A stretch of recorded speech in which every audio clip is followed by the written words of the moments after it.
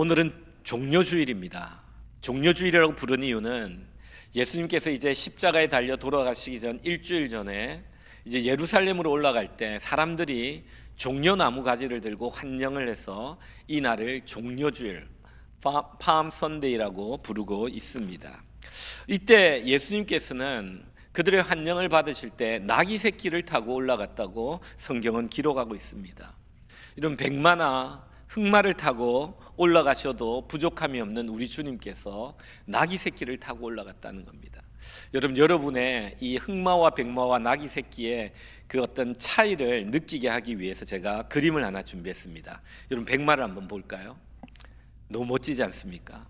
이런 멋진 말을 타고 올라가셔야 되지 않을까요? 여러분, 백마도 멋지지만 흑마도 되게 멋있습니다. 볼까요?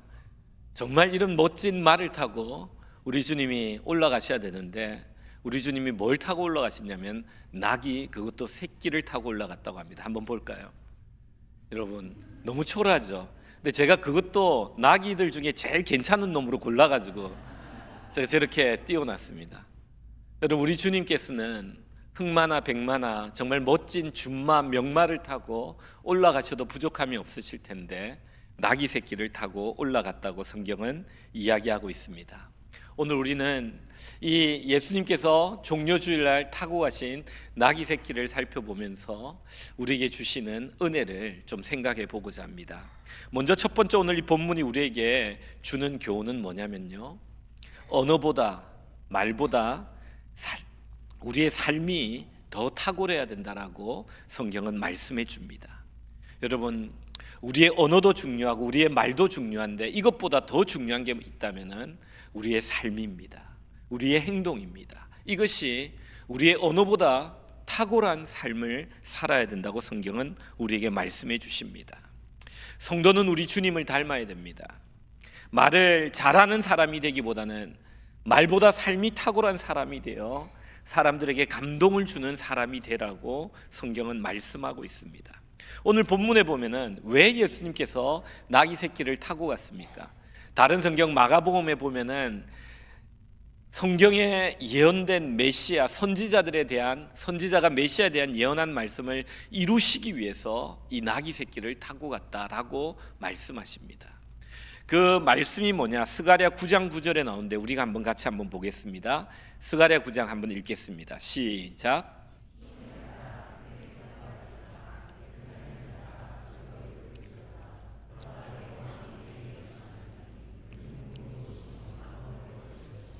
겸손하여서 나귀의 작은 것, 나귀의 새끼. 예수님께서 나귀를 타신 이유는 다름이 아닙니다. 말씀에 기록되어 있기 때문에. 예언된 메시아는 나귀 새끼를 타고 예루살렘으로 입성할 것을 예언해 놓았기 때문에 주님이 이것을 그대로 나귀를 선택하신 것입니다. 여러분, 사실 예수님의 말씀은, 가르침은 탁월했습니다. 이전에 들어보지 못한 권위 있는 말씀이라고 했습니다. 지혜가 있었고 능력이 있었고, 우리 주님이 말씀하실 때 병자가 고침을 받았고 귀신이 쫓김을 당했으며 심지어는 죽었던 자가 살아나는 이런 말씀의 능력을 가진 주님이셨습니다. 세상의 지혜로운 자들이 예수님과 논쟁하기 위해서 같이 논쟁을 벌였지만 그들은 하늘의 지혜를 감당하고 이길 수 없었습니다. 그래서 많은 자들이 예수님의 말씀을 듣기 위해 모여들었고 따라다녔던 것을 보게 됩니다. 그런데 이것보다 더 중요한 것은 예수님의 말씀에 능력이 있었지만 예수님의 삶은 그 말씀보다 더 큰 능력이 있었다는 사실을 우리는 알아야 합니다. 예수님의 말씀도 뛰어났지만 예수님의 삶은 말씀보다 더 탁월했다는 사실을 우리는 알아야 합니다. 예수님은 가난한 자들, 죄인들의 친구가 되셨고 제자들을 사랑하시되 끝까지 사랑하셨고 용서하시되 70번 7번이라도 용서하라고 말씀하시며 제자들을 용납하고 용서하셨던 것을 보게 됩니다. 예수님이 이렇게 거룩하고 탁월한 삶을 사신 이유가 어디 있느냐? 그 이유는 바로 말씀대로 사셨기 때문에, 자신이 선포한 말씀대로, 구약에 예언된 말씀대로 그 말씀에 순종하여 그 말씀을 지키며 사셨기 때문에 그 삶이 탁월했다는 겁니다. 오늘 본문에도 예수님께서는 선포된 메시아에 대한 예언을 이루시기 위해서 나귀 새끼를 타고 가셨다라고 말합니다. 오늘 이 시대 어떤 의미에서 우리는 예수님처럼 말을 잘하고 명언을 하고 정말 놀라운 진리를 가르치는 사람들보다 이 시대가 더 원하는 사람은 예수님을 닮은 삶과 행동이 있는 사람이라는 사실을 우리는 알아야 합니다. 오늘날 이 시대의 사람들이 교회 많이 모여 예배드린다고 놀라지 않습니다. 여러분, 우리 교회가 멋진 건물을 세우고 멋진 교육관을 세우고 멋진 체육관과 파킹랏을 구비한다고 해도 사람들은 놀라지 않습니다. 사람들이 놀라는 것은 예수님을 닮은 사람, 예수님의 말씀대로 살아가는 사람, 예수님의 말씀이 그 인격과 그 삶 속에, 성품 속에, 행동 속에 있는 사람을 볼 때 사람들은 놀라게 된다는 겁니다. 오늘 성경에 보면은 예수님은 겸손하여 나귀 새끼를 탔다고 말합니다. 여러분, 겸손은 뭐냐면은 성경이 이렇게 말합니다. 겸손은 자신을 비우는 거라고 말합니다. 자신을 비우되, 두 번째는 하나님의 말씀을 채우는 거라고 말합니다. 그리고 세 번째는 이 말씀을 죽기까지 복종하는 것이 바로 겸손이다라고 말합니다. 우리 예수님은 이렇게 사셨습니다. 이 땅에 내려오셔서 하나님과 그 본체가 같으시지만 자신을 비우셨습니다. 그리고 그 안에 하나님의 말씀으로 가득 채우셨습니다. 그리고 십자가에 죽기까지, 말씀에 순종하는데 십자가에 죽기까지 그 말씀에 순종하심으로 말미암아 그의 언어보다, 그의 말씀보다, 물론 그의 언어와 말씀도 훌륭했지만 그것보다 더 훌륭하고 더 탁월한 삶으로 이 시대와 그 시대의 아름다운 하늘의 향기와 능력을 바라는 분이 되셨다는 사실을 우리는 기억해야 됩니다.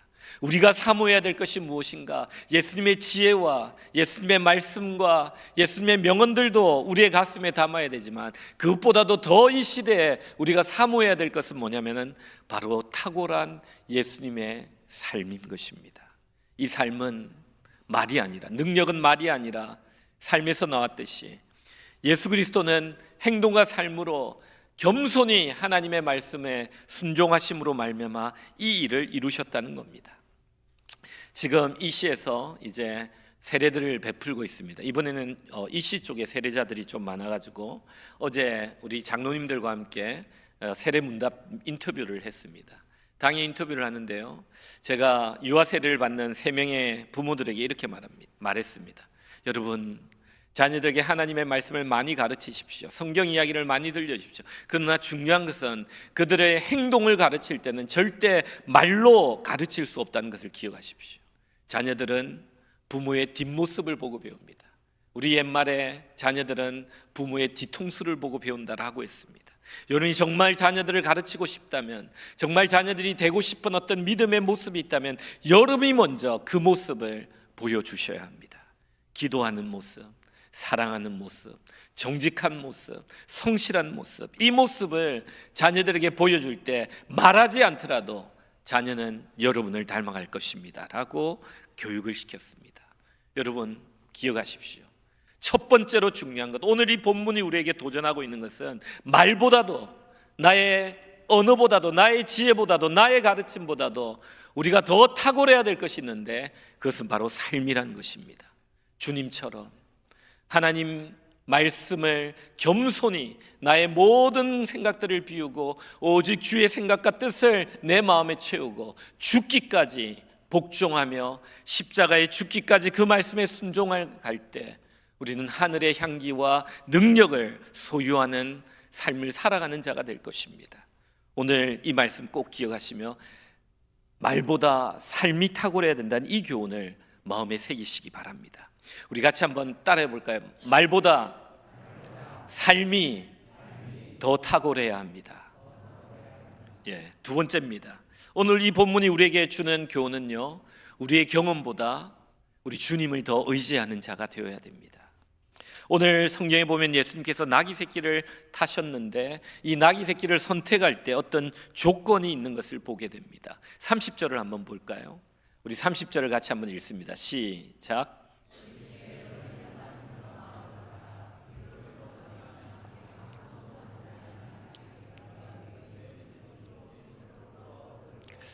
오늘부터 하이라이트가 들어갑니다. 하이라이트를 넣었습니다. 아직 아무도 타보지 않은 나귀 새끼. 여러분, 아직 아무도 타보지 않았다는 것은 뭐냐면 경험이 없다는 말입니다. 주님이 타실 때 그 전에 아무도 타보지 않았기 때문에 위험할 수도 있다는 말입니다.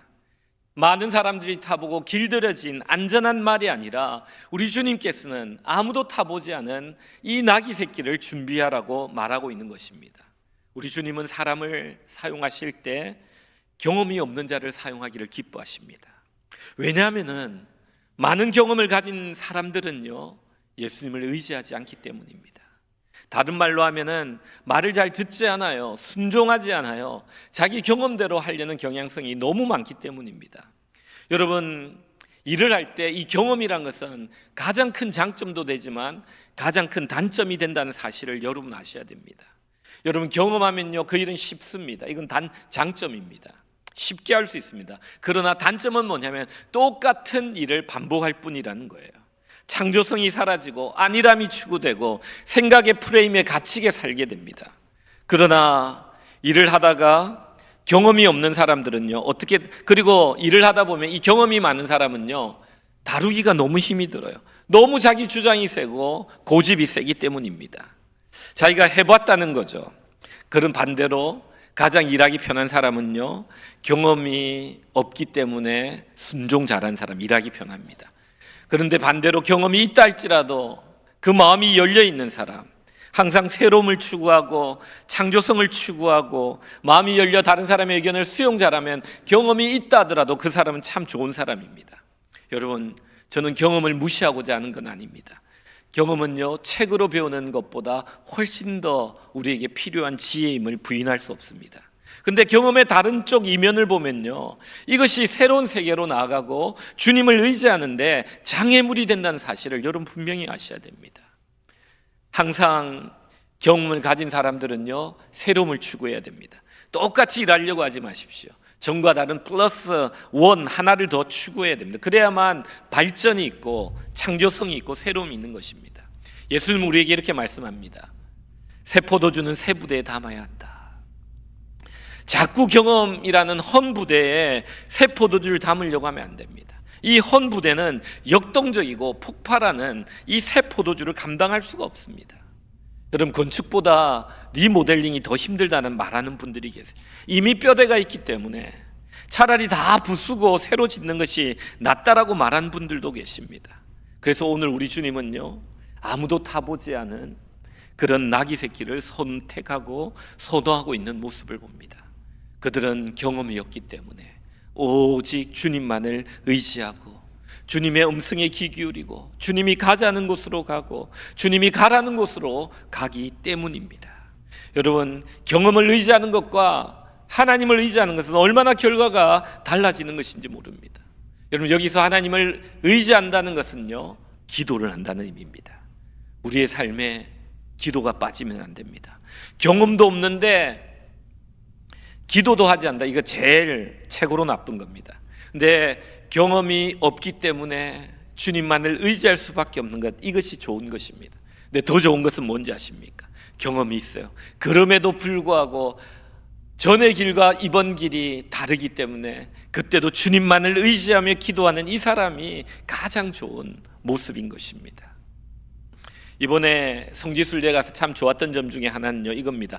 간 사람들이 아무도 터키를 성지순례를 가본 경험이 없다는 겁니다. 다 처음이에요. 그러니까 가이드와 선교사님들의 인도를 잘 순종합니다. 그 부분에 대해서 너무 감사하고 너무 좋았습니다. 처음에는요, 스케줄을 보고 이해 안 되는 부분도 있었습니다. 그러나 시간이 조금 지나면서 그분들의 의도와 그 어떤 세밀함과 그 인도함을 보면서 더 신뢰가 가면서 잘 따라가게 되었습니다. 예를 들어 첫날에 저희들이 비행기를 타고 갔는데요, 12시간 걸려 비행기를 타고 갔어요. 그리고 나서 또 2시간을 타고 이즈밀이라는 곳으로 들어갔는데, 도착하니까 이제 우리가 출발할 때 8시 비행기니까 집에 나왔을 때는 한 5시, 4시에, 3시에 나왔잖아요. 그러니까 26, 7시간이 되었어야 호텔에 8시 반에 도착한 거예요. 얼마나 피곤하겠어요. 근데 스케줄을 보니까 저녁 식사가 돼 있더라고요. 그래서 저 속으로는 그냥 호텔에 들어가 잤으면 좋겠는데 이런 생각이 들더라고요. 그런데 그런 마음들이 드신 분들도 계셨을 거예요. 근데 보니까 이 공항에서 호텔에 가자마자 1층에다가 호텔 1층 식당에다가 예약을 해 놓으시고 또 뷔페식으로 우리들이 잘 먹고 또 시차를 잘 적응하고 그럴 수 있도록 잘 준비해 놓으셨더라고요. 그래서 그걸 먹고 또 우리의 짐들을 다 라비에 또 갖다 놓으시고 식사하는 동안 체크인을 다 해가지고 이렇게 하는데 너무 스무스하게 이렇게 잘 하는 거예요. 그러면서 제가 그때 생각했어요. 내 생각이 짧았구나. 말 안 하기를 너무 잘했다. 이런 거예요. 왜냐하면 책임자로 갔기 때문에 전체적인 성도들의 필요와 피곤함과 이 모든 것들을 이 선교사님과 또 가이드와 이렇게 해야 되기 때문에, 근데 제가 아는 게 없으니까 그냥 처음에는 따라갈 수밖에 없었어요. 그래서 따라가다 보니까 그 깊은 뜻들을 알게 되고 정말 모든 것들이 잘 될 수 있었습니다. 만약 제가 경험이 있었다면, 만약 우리 같이 간 장로님들 중에 권사님들 중에 경험이 있었다면 막 이야기들이 나왔을 겁니다. 그러면 배가 어디로 갈까요? 배가 아마 산으로 갔을 겁니다. 그 여행이 기쁘지 않고 가는 동안 막 이런 이야기들이 막 나온 그런 여행이 되었을 거예요. 근데 우리가 다 경험이 없으니까 그분들을 의지할 수밖에 없고 그분들을 따를 수밖에 없어요. 정말 감사한 것은 약간의 불편함들이 있었음에도 불구하고 우리 30명이 아무도 이야기하지 않고 그 가이드와 선교사님을 잘 순종해 따라간 것에 대해서 너무 감사하게 생각합니다. 여러분, 우리의 인생도 마찬가지입니다. 여러분의 경험을 의지하지 마십시오. 주님을 의지하셔야 됩니다. 우리는 한 번도 우리의 인생을 끝까지 살아본 사람은 아무도 없기 때문입니다. 우리의 인생의 그 마지막을 아는 사람은 아무도 없기 때문입니다. 오직 우리를 누구보다도 더 잘 아시는 주님께서 우리의 인생을 아십니다. 그렇기 때문에 우리는 주님만을 의지하며 가야 됩니다. 그렇게 될 때 이 나귀 새끼와 같이 너무나도 작은 존재이지만 하나님의 나라와 영광 위에 쓰임받는 인생이 될 수 있는 겁니다. 여러분의 인생에 대해서 스스로 염려하거나 훈수를 두거나 걱정하지 마십시오. 오직 주님께 기도하고 주님께 맡겨드리며 주님만을 의지하셔야 됩니다. 한 번도 여러분이 가보지 않은 그 인생의 길에 정말 주님께서 누구보다도 아름답게 여러분들을 인도할 것입니다. 오직 기도하며 주님만을 의지하며 살아갈 때 우리의 길은 너무나도 아름다울 것입니다. 여러분, 아브라함을 인도하신 주님을 생각해 보십시오. 하나님은 아브라함에게 아직 갈 바를 알지도 못하는 곳을 인도해 가십니다. 그가 믿고 걸어갈 때는 하나님의 놀라운 인도함을 경험했지만 자신의 경험과 생각으로 어떠한 행동을 했다, 어떤 결과가 나타났습니까? 오늘날 우리가 보는 중동의 분쟁 이스마엘이 탄생하지 않았습니까? 그러나 그가 그 모든 것들을 내버려 두고 99세까지 오직 하나님만의 인도함을 따라갈 때 그는 이삭이라는 귀한 약속의 아들을 받았던 것을 우리는 알아야 합니다. 사랑하는 성도 여러분, 두 번째로 이 본문에서 우리가 받아야 될 귀한 교훈은요, 여러분, 경험을 의지하지 마십시오. 주님만을 의지하시기 바랍니다. 여러분의 인생 살아가는 남은 여정 가운데 여러분의 경험으로 인생을 이끌어가지 마십시오. 오직 주님께 기도하며 주님의 인도함을 받는 인생이 되시기를 주님의 이름으로 축원드립니다. 이 본문은 우리에게 참 주인을 만나야 된다라는 교훈을 주십니다. 이 나귀 새끼는요, 그가 어떤 세상의 주인에 묶여 있었는데 예수님을 만남으로 말미암아 인생의 참된 주인을 만나고 그는 인생에서 참으로 아름답게 주님 앞에 쓰임받는 모습을 보게 됩니다. 제가 아는 어떤 한 목사님, 김원태 목사님이라는 분이 계신데요, 이 목사님 책을 지으셨는데 인생혁명이란 책을 지으셨어요. 코스타 강사로서 한국에서 이제 사역을 많이 하시는 목사님인데요, 이 목사님의 책 인생혁명에 보면 이런 내용이 있어요. 인간의 인생에서 가장 큰 혁명이 있는데 그것은 바로 참된 주인을 만나는 것이다. 내 인생의 잘못된 주인을 바꾸는 것이다. 내가 나를 붙들고 있는 그 잘못된 인생에서 풀려나 참된 주인을 만나는 것이 인생의 혁명이고 인생에 성공하는 비결이다라고 말하고 있는 겁니다. 우리가 인생을 살다 보면은 인생의 마지막에 우리가 속게 된다는 거예요. 마지막까지 참된 주인을 만나지 못한 사람은 인생의 마지막에서 정말 때늦은 후회를 하고 한탄을 하게 된다는 겁니다. 한 번밖에 살지 못하는 인생 가운데 참된 주인을 만나지 못하면 그 인생은 망하게 된다는 거예요. 그래서 인생에 참된 주인을 만나는 것이 혁명이고, 그리고 이것이 인생에서 성공하는 비결이다라는 그런 내용의 책입니다. 오늘 본문에 보면요, 인생의 참된 주인이 누구인지를 우리에게 보여줍니다. 31절 한번 보겠습니다. 우리 31절 같이 한번 읽습니다. 시작.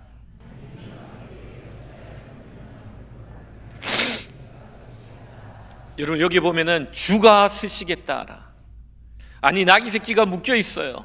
근데 하인들, 제자들이 가서 풀려고 하면은 누가 무슨 말을 하면은 주인이 쓰시겠다 하라라고 말해요. 여러분, 이 말은 무슨 말씀이냐면요, 예수님이 이 세상의 모든 것들의 주인이라는 거예요. 크고 작은 것들의 모든 것의 주인이 바로 예수님이라는 겁니다. 나귀 새끼 한 마리도 그 주인이 예수님이라는 거예요.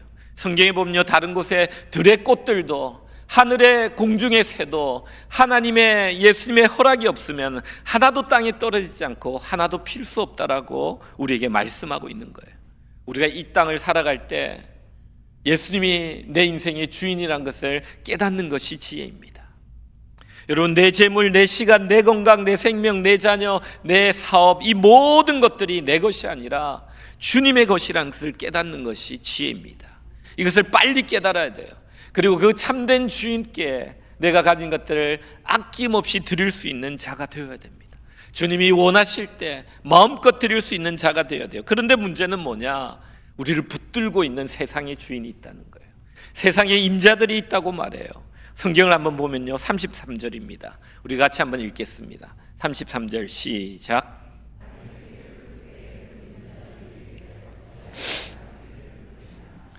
예수님의 명령으로 제자들이 나귀를 풀어 가지고 가려고 하는데, 임자들, 그 나귀 새끼들의 이 땅의 주인이 그것을 뭐 하고 있느냐라고 말리는 모습을 보게 됩니다. 여러분, 여기서 우리는 상징적으로 우리가 이런 인생을 살고 있다는 것을 여러분 아셔야 돼요. 여러분, 우리가 참된 주인 예수 그리스도를 만나야 되고, 또 만난 이후에도 늘 우리에게는 어떤 전쟁이 있냐면은 이 세상의 주인들이 우리를 붙들고 어느 곳에 묶어두고 있다는 사실을 여러분 알아야 돼요. 그래서 그곳에서 풀리지 않고는 우리가 주님의 것이 되지 못합니다. 그래서 주님은 명령합니다. 30절 한번 보겠습니다. 참된 주인을 만나기 위해서 조건이 있습니다. 30절 읽습니다. 시작.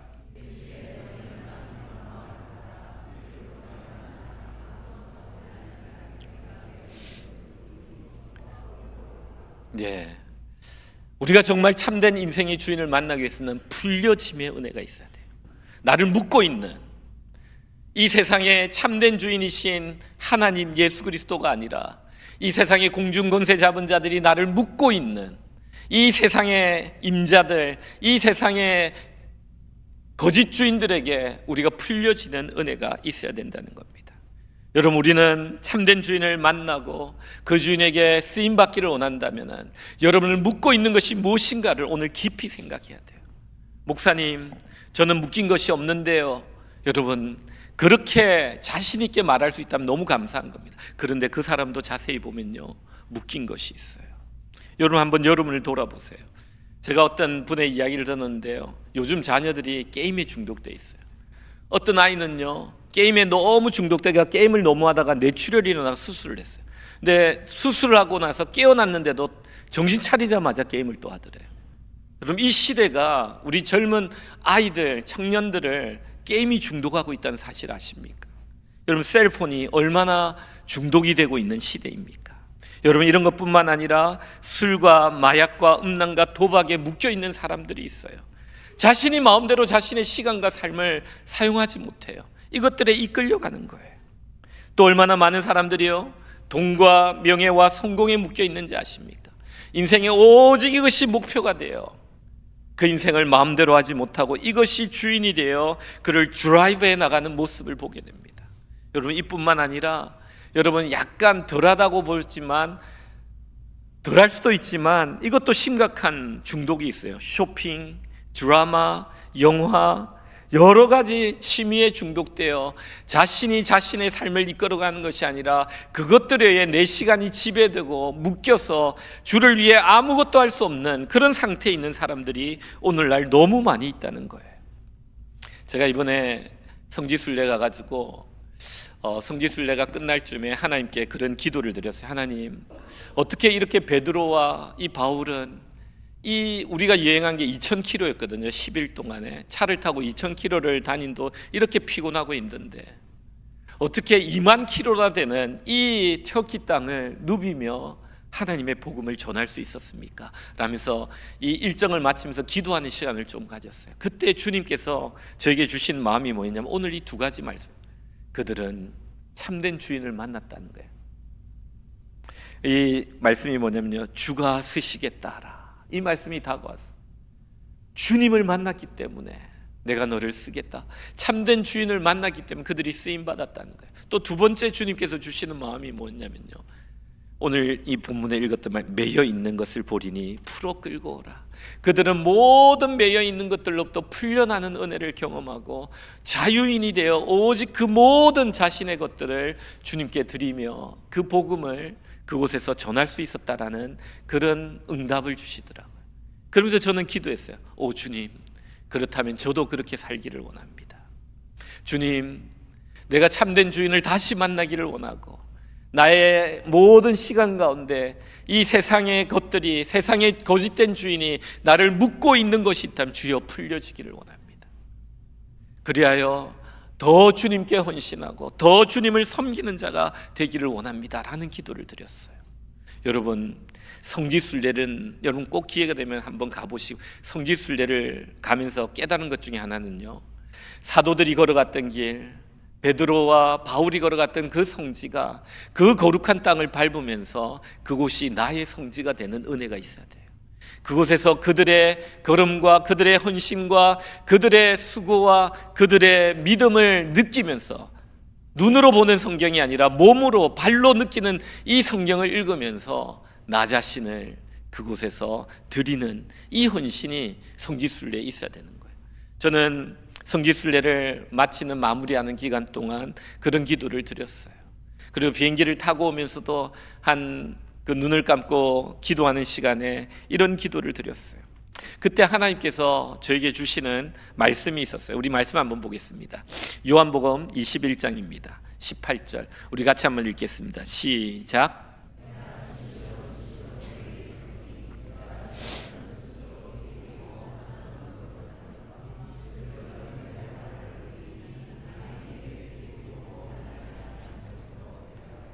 이 말씀이 바로 베드로에게 한 말씀이에요. 베드로는요, 예수님을 믿었지만 여전히 묶여 있었어요. 예수를 믿고 수제자가 되었지만 예수님을 통해서 성공하고 싶은 그 마음이 가득했어요. 다른 제자들보다 자기는 우월하다는 생각에 가득 사로잡혀 있었어요. 예수님 때문에 자신은 더 유명해지고 더 세상에 권세를 얻고 싶어하는 마음이 가득했어요. 이때 그는 실패합니다. 예수님이 잡혀갈 때 그는 여자 노비 앞에서 예수님을 모른다고 3번이나 부인하고 저주를 하게 되죠. 그리고 나서 그는 자신에 대한 실망감 때문에 갈릴리 바다에 가서 모든 제자의 삶을 뒤로 한 채로 다시 물고기를 잡고 있었을 때 예수님은 그를 찾아옵니다. 찾아와서 그에게 말하기를, 요한의 아들 시몬아, 베드로라 부르지 않아요. 시몬은 원래 이름이고 베드로는 주님이 주신 이름이거든요. 그 실패한 상태를 아시고 요한의 아들 시몬아, 내가 나를 사랑하느냐 물으십니다. 3번 물으세요. 3번 모른다고 부인한 그를 회복시켜 주는 거예요. 그때 베드로는 주님, 내가 주님을 사랑하는지 주님께서 아십니다 라고 했을 때 주님이 이 말씀을 하세요. 너가 젊었을 때는 스스로 띠뛰고 원한 대로 마음대로 다녔지만 이 세상의 주인이 너를 이끌고 너 마음대로 살았지만 이제 너가 나이 들어 늙어 이제 하나님 앞에 사로잡히게 되면 이제 너는 팔을 벌릴 것이고 남이 너를 띠띠우고 너가 원하지 않는 것으로, 그러나 하나님이 원하는 것으로 너를 이끌고 갈 것이다 라는 말씀이에요. 이러한 주인을 만난 사건이 있었기에 인생에서 참된 주인을 만나는, 나를 붙들고 있는 그 모든 세상의 헛된 주인을 풀어버리는 은혜와 참된 주인을 만나는 은혜가 있었기에 그들은 2만 키로, 아니 그보다 더한 여러 위험들을 다 무릅쓰고 주님의 복음을 증거하는 하나님의 사람들이 된 것입니다. 사랑하는 성도 여러분, 우리는 이것을 기억해야 됩니다. 여러분이 오늘 이 본문에서 세 번째 우리에게 주는 교훈, 우리는 인생의 참 주인을 만나야 합니다. 우리를 묶고 있는 거짓된 주인으로부터 벗어나 참된 주인 앞에 여러분을 들을 수 있는 은혜가 있기를 주님의 이름으로 축원드립니다.